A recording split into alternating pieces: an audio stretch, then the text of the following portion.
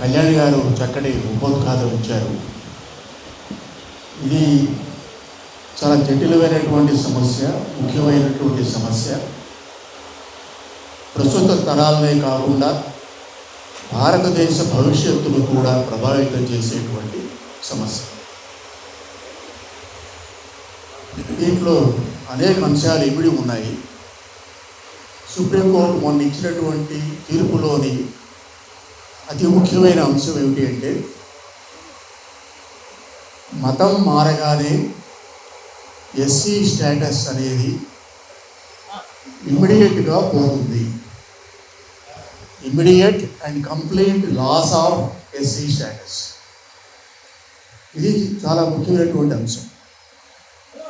అంటే మతం మారగానే, మతంతో ఎప్పుడైతే హిందూ మతం నుంచి, బౌద్ధాల నుంచి, క్రైస్తవాల నుండి మన దళిత సోదరులు వేరే మతంలోకి వెళ్ళినట్లయితే, వెళ్ళిన మరుక్షణం వారికి రాజ్యాంగబద్ధంగా ఇవ్వబడినటువంటి ఎస్సీ స్టేటస్ పోతుంది, పూర్తిగా పోతుంది, మరుక్షణమే పోతుంది. ఇది చాలా ముఖ్యమైనటువంటి అంశం.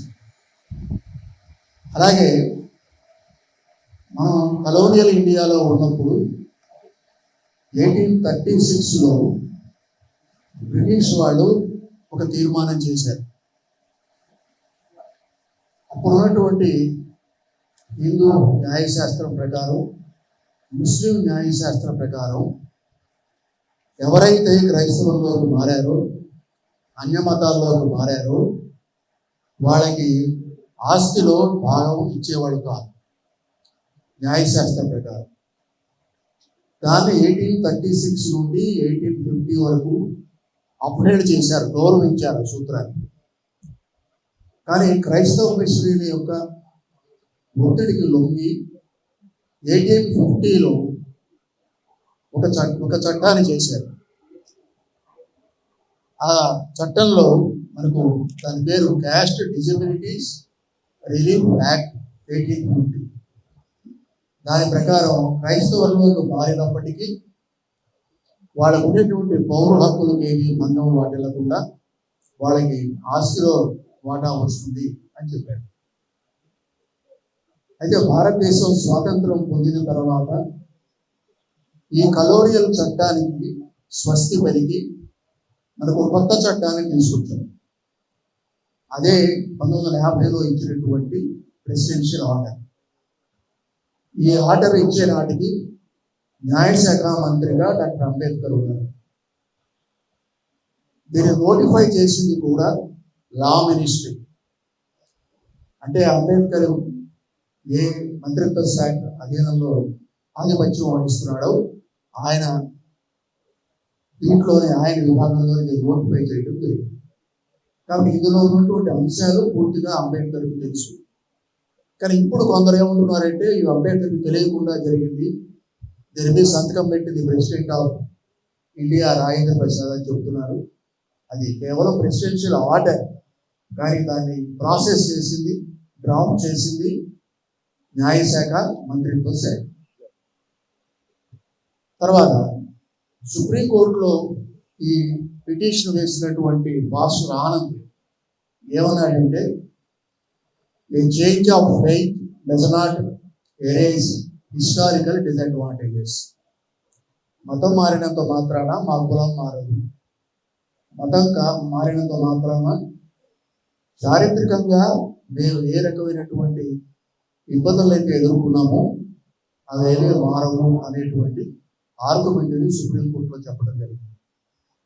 కానీ ఈ సుప్రీంకోర్టు ఆ వాదాన్ని కొట్టువేసింది. ఎందుకంటే షెడ్యూల్ కులాలు అనేది ఒక లీగల్ కేటగిరీ, అదొక లీగల్ కేటగిరీ. ఆ లీగల్ కేటగిరీలోకి ఎవరిని ఇన్క్లూడ్ చేయాలి, ఎవరిని ఎక్స్క్లూడ్ చేయాలి అనేది భారత ప్రభుత్వం యొక్క ఇష్టాయిష్టాలపై ఆధారపడి ఉంటుంది. అందులోకి ఇంక్లూడ్ చేయడానికి ప్రాతిపదిక బర్త్ కాదు, పుట్టుక కాదు. అందులో ఇంక్లూడ్ చేయడానికి ముఖ్యమైనటువంటి ప్రాతిపదికలు రెండు. ఒకటి సోషల్ డిజబిలిటీ, రెండు అన్టచబిలిటీ.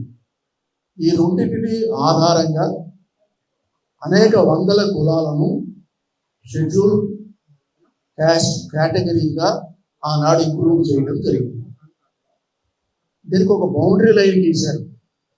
ఈ బౌండరీ లైన్ ఏమిటి అంటే వీళ్ళందరూ కూడా ఇండిక్ రిలీజియన్స్తో సంబంధం ఉండాలి. అంటే హిందూ మతం, బౌద్ధ మతం, సిక్కు మతంలో ఉన్నంత మేరకే ఈ రకమైనటువంటి ఫెసిలిటీ వస్తుంది అని చాలా క్లియర్గా ప్రెసిడెన్షియల్ ఆర్డర్లో పేర్కొన్నారు. నేను ఇంతకుముందు చెప్పినట్టుగా ప్రెసిడెన్షియల్ ఆర్డర్లో అంత స్పష్టంగా ఈ కండిషన్ని పెట్టడానికి కారణం 1850లో కలోనియల్ రూల్లో చేసినటువంటి చట్టాన్ని పూర్తిగా వ్యతిరేకించడమే. భారత ప్రభుత్వం ఆ చట్టాన్ని వ్యతిరేకించి ఆ చట్టంలో జరిగినటువంటి ప్రమాదాన్ని గుర్తించి మా స్కేల్లో జరుగుతున్నటువంటి కన్వర్షన్స్ దృష్టిలో పెట్టుకొని అమాయకులైన దళిత సోదరుల్ని ప్రలోభ పెట్టి మతం మారుస్తున్నారు అనేటువంటి అంశాన్ని పరిగణలోకి తీసుకొని మతం మారకుండా ఉన్నటువంటి హిందువులకు మాత్రమే ఈ రకమైనటువంటి సౌకర్యాన్ని ఇస్తున్నాము అని చెప్పడం జరిగింది. ఆ తర్వాత 7 ముఖ్యమైనటువంటి సూత్రాలను వాళ్ళు చెప్పడం జరిగింది సుప్రీంకోర్టు తీర్పులో.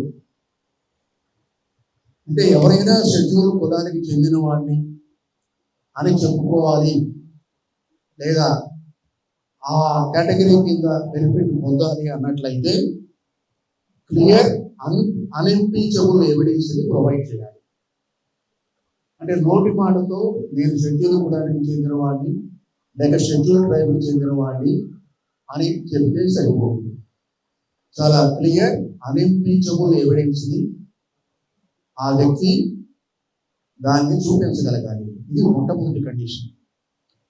రెండవ కండిషన్, హిందూ మతం, సిక్కు మతం, బౌద్ధ మతం కాకుండా ఏ ఇతర మతాన్ని అవలంబించినప్పటికీ, ప్రొఫెస్ చేసినప్పటికీ వాళ్ళకి ఇది వర్తించదు. వాళ్ళ యొక్క షెడ్యూల్ క్యాస్ట్ స్టేటస్ అనేది లాస్ అవుతుంది. Conversion to any religion results in immediate and complete loss of SC status. ఈ విషయం తెలియక గ్రామాల్లో ఉన్నటువంటి దళిత సోదరులు అనేక మంది పాస్టర్ల యొక్క మిషనరీల యొక్క ట్రాప్లోకి పోతున్నారు. కాబట్టి వాళ్ళని మనం హెచ్చరించాల్సిన అవసరం చాలా ఉంది. అంటే from the moment conversion regardless of birth, మీరు మాల కులంలో పుట్టారా, మాది కులంలో పుట్టారా అన్నదానికి సంబంధం లేకుండా మతం మారినటువంటి మరుక్షణమే ఎస్సీ స్టేటస్ని కోల్పోతారు అని సుప్రీంకోర్టు తన తీర్పులో చాలా క్లియర్గా చెప్పింది. అంటే ఇదంతా కూడా బేస్డ్ ఆన్ 1950 ఆర్డర్. కొత్తగా ఏ ఆర్డరు లేదు. 1950లో ఇచ్చినటువంటి ప్రెసిడెన్షియల్ ఆర్డర్ని దృష్టిలో పెట్టుకొని సుప్రీంకోర్టు రాజ్యాంగబద్ధంగా ఈ రకమైన వ్యాఖ్యానం చేసింది. అంతేకాకుండా ఏ రకమైనటువంటి statutory benefits SC ST atrocities act కింద కానీ, కేంద్ర ప్రభుత్వ స్కీమ్ల కింద కానీ, రిజర్వేషన్లు కానీ, ఉద్యోగాలు కానీ, అట్లాగే చదువుల్లో ప్రత్యేకమైనటువంటి ప్రవేశాలు కానీ వర్తించవు అని చాలా క్లియర్గా చెబుతున్నారు. అంతేకాకుండా ఒక మాట కూడా వాడారు, this bar is absolute and admit no exception. దీనికి ఎటువంటి మినహాయింపు లేదు. పూర్తిగా ఒకసారి క్రైస్తవంలో కనుక మారినట్లయితే అన్ని రకాల అడ్వాంటేజెస్ని కోల్పోతాము, అన్ని రకాల బెనిఫిట్స్ని కోల్పోతాము. ఎస్సీ ఎస్టీ అట్రాసిటీ యాక్ట్ కింద మనం కేసులు పెట్టడానికి వీల్లేదు. ఇప్పుడు ఆనంద లాంటి చాలామంది పాస్టర్లు చేస్తున్నటువంటి పని అది. వాళ్ళు చాలా అనుమతులు లేకుండా చర్చలు నిర్మాణం చేస్తున్నారు, స్వస్థత కూడమలు చేస్తున్నారు, మతం మారుస్తున్నారు. ఇదేవిడని ప్రశ్నించిన వాళ్ళ మీద ఎస్సీ ఎస్టీ అట్రాసిటీస్ యాక్ట్ కింద కేసులు పెడుతున్నారు. సుప్రీంకోర్టు తీర్పు ప్రకారం అలాంటి పప్పులు ఇక ముందు ఉడకము. ఎందుకంటే తక్షణమే ఆ ప్రొవిజన్ కింద ఉన్నటువంటి అన్ని సదుపాయాలు కూడా, సౌకర్యాలు కూడా వాడు కోల్పోవడం జరుగుతుంది. ఇక్కడ ఇక్కడ ఈ సుప్రీంకోర్టు జడ్జిమెంట్లో ఒక ముఖ్యమైనటువంటి పదం ఉపయోగించారు, ప్రొఫెసింగ్ ఏ రిలీజియన్. ప్రొఫెసింగ్ ఏ రిలీజియన్ అంటే ఏమిటి? ఇది చాలా ముఖ్యమైనది. ప్రొఫెసింగ్ అంటే బహిరంగంగా ప్రకటించడం. ఇప్పుడు చాలామంది సాక్ష్యాలు ఇస్తున్నారు, నేను క్రైస్తవంలోకి మారాగానే తలనొప్పి తగ్గింది, కాళ్ళ నొప్పి తగ్గింది, నడుము నొప్పి తగ్గింది, పిల్లలు పుట్టారు, ఇంకా రకరకాలవని కరుణాకర వీడియోస్లో రకరకాలవి ఉంటూ ఉంటాయి. సో అంటే బహిరంగంగా కనుక మీరు ప్రొఫెస్ చేసినప్పుడు, ప్రొఫెసింగ్ అంటే ఒక మతాన్ని అవలంబించడం, ఆ మతాన్ని బహిరంగంగా ప్రకటించడం, ఆ మత చక్రాలు ధరించడం, అంటే ముఖం మీద బొట్టు లేకపోవడం అనేది కూడా మత చక్రం అవుతుంది. కనుక అలాంటి వ్యక్తీకరణలు ఏవైనా కనుక ఉన్నట్లయితే వేటిని ప్రకటించినట్లయితే అది క్రైస్తవం కిందకు వస్తుంది. అది ఎస్సీ స్టేటస్ డిస్క్వాలిఫై చేస్తుంది. ఈ విషయాన్ని కూడా మన దళిత క్రైస్తవ సోదరులు గమనించాల్సిన అవసరం చాలా ఉంటుంది. ఇది చాలా ఇంపార్టెంట్ పాయింట్. అంటే ఇంకొక పాయింట్ కూడా వాళ్ళు చెప్పారు, నేను పర్సనల్ లైఫ్లో క్రైస్తవుగా ఉంటాను, కానీ ప్రొఫెషనల్ లైఫ్లో హిందూ షెడ్యూల్డ్ క్యాస్ట్గా ఉంటారు. అనేక మంది ఉద్యోగాలు చేస్తున్నారు, ప్రతి ఆదివారం చర్చికి వెళ్తున్నారు, ప్రార్థనలు చేస్తున్నారు, ఇళ్లలో క్రైస్తవులకు సంబంధించిన సంస్కారాలు జరుగుతుంటాయి, కానీ సర్టిఫికేట్స్లో మాత్రం హిందూ అని ఉంటుంది. సుప్రీంకోర్టు తీర్పు ప్రకారం అలాంటివి చెల్లవు. ఇది రాజ్యాంగ విరుద్ధంగా ఉన్నటువంటి స్కీమ్ అని సుప్రీంకోర్టు తెలియజెప్పడం జరిగింది. ఈ రెండు కూడా contrary to the constitutional scheme అని సుప్రీంకోర్టు పేర్కొంది. ఈ రెండు కూడా మ్యూచువల్లీ ఎక్స్క్లూజివ్. మీరు ఉంటే క్రైస్తవుగా ఉండండి, లేకపోతే హిందువుగా ఉండండి. సర్టిఫికేట్స్ కోసం, ఉద్యోగాల కోసం, విశ్వవిద్యాలయాల్లో అడ్మిషన్స్ కోసం నేను హిందువుగా ఉంటాను, కానీ మిగిలిన అన్ని విషయాల్లో క్రైస్తవుడుగా ఉంటాను అని అనటం అనేది కుదరదు. అది చాలా ప్రమాదకరమైనటువంటి ధోరణికి దారితీస్తుంది. ఉద్యోగాలు పోతాయి, అడ్మిషన్స్ పోతాయి, ఎమ్మెల్యేలుగా, ఎంపీలుగా, ఎస్సీ కోటాలో ఎవరైనా ఎలక్ట్ అయితే ఆ పదవులన్నీ ఊడతాయి. ఎంపీసీలుగా, జెడ్పీటీసీలుగా, మున్సిపల్ చైర్మన్లుగా, మున్సిపల్ కౌన్సిలర్లుగా ఎవరెవరైతే ఉన్నారో వాళ్ళందరూ అప్రమత్తంగా ఉండాలి. తక్షణమే హిందూ మతంలోకి మారాలి, వాళ్ళ పదవులు కాపాడాలనుకోవాలి. దానికి కూడా కొన్ని కండిషన్స్ చెప్పింది సుప్రీంకోర్టు. దానికి తర్వాత వద్దాం. ఇప్పుడు మనం మతం మారినట్లయితే ఏం చేయాలి? మతం మారడానికి రకరకాల మార్గాలు ఉన్నాయి, మనందరికీ తెలుసు. గర్భాపసికి రావచ్చు. అయితే 3 ముఖ్యమైనటువంటి కండిషన్స్ చెప్పింది. మతం మారడానికి సంబంధించి క్లియర్ ప్రూఫ్ ఉండాలి.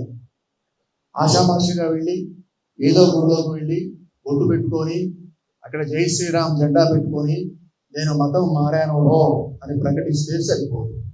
అలా కొంతమంది చేస్తున్నారు. అలాంటి వీడియోలు కూడా కొంతమంది పెట్టారు, మనం కూడా చూసాం. కానీ అదొక్కటే సరిపోదు, ఇంపీచబుల్ ఎవిడెన్స్ ఉండాలి.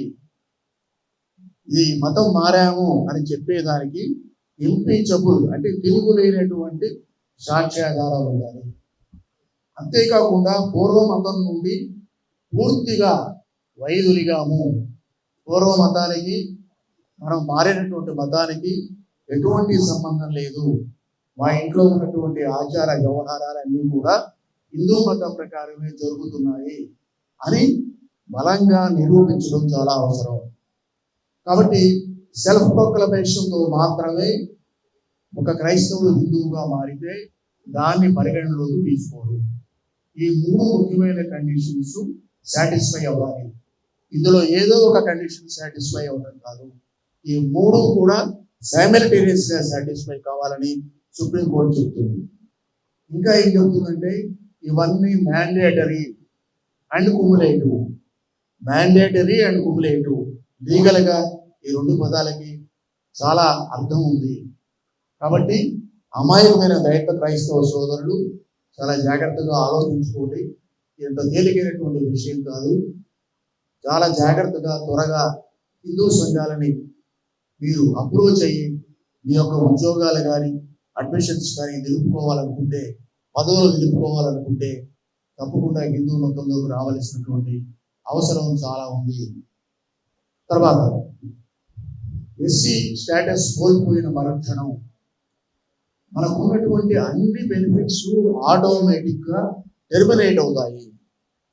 ఆల్రెడీ ఉద్యోగంలో ఉంటే ఉద్యోగం పోతుంది, ఆల్రెడీ అడ్మిషన్ వచ్చుంటే అడ్మిషన్ పోతుంది, పదవుల్లో ఉంటే పదవులు పోతుంది. కాబట్టి ఇది చాలా ఇంపార్టెంట్ అయినటువంటి విషయాన్ని కూడా మనం గ్రహించాలి. ఈ రకమైనటువంటి హెచ్చరిక చేయటం అనేది చాలా ముఖ్యమైన విషయం. కాబట్టి అమాయకులైన వాళ్ళు చాలా మంది దెబ్బతినే ప్రమాదం ఉంది. కాబట్టి దీన్ని సభాముఖంగా తెలియజేయడం జరుగుతుంది. ఇక్కడ షెడ్యూల్డ్ ట్రైబ్స్ విషయంలో వేరే రకమైనటువంటి క్రైటీరియాని సుప్రీంకోర్టు చెప్పింది. అది ట్రైబల్ లైఫ్కి సంబంధించినటువంటి, ట్రైబల్ ఐడెంటిటీకి సంబంధించినటువంటి అంశాలు అక్కడ చాలా ముఖ్యమైనవి. కాబట్టి ఈ ట్రైబల్ ఐడెంటిటీకి సంబంధించినటువంటి లక్షణాల నుంచి దూరం కానంత వరకు అతను ట్రైబల్గా పరిగణించబడతాడు. ఒకవేళ ఈ ట్రైబల్ స్టేటస్ నుంచి, ట్రైబల్ క్లాన్ నుంచి కనుక దూరం అయితే అతని యొక్క ట్రైబల్ స్టేటస్ కూడా కోల్పోతాడు. కాబట్టి మనకు ఎవరైతే దళిత నాయకులు, దళిత క్రైస్తవ నాయకులు ఎవరైతే జనాన్ని రెచ్చగొడుతున్నారో వాళ్ళందరూ కూడా అమాయక దళిత సోదరుల్ని మిస్గైడ్ చేస్తున్నారు అనే విషయాన్ని గమనించి సుప్రీంకోర్టు తీర్పులో ఉన్నటువంటి ముఖ్య అంశాలను దృష్టిలో పెట్టుకొని జాగ్రత్తగా వ్యవహరించవలసిన అవసరం ఎంతో ఉంది అన్న విషయాన్ని మీ అందరి దృష్టికి తీసుకొస్తున్నాను.